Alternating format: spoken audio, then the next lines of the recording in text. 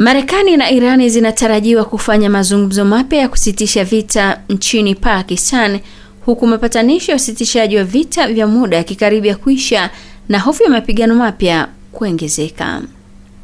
Marekani na Irani zimeashiria kuwa duru mpya ya mazungumzo ya kusitisha vita nchini Pakistan, huku makubaliano ya usitishaji vita kwa muda yakikaribia mwishoni.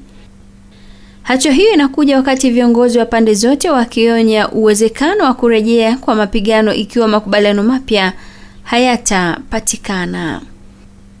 Maafisa wa kikanda wamesema wapatanishi wanaoongozwa na Pakistan wamepata uthibitisho ya kuwa wajumbe wakuu watawasili mapema siku ya Jumatano kwa mazungumzo hayo. Hata hivyo, hakuna uthibitisho rasmi uliotolewa hadharani na pande husika.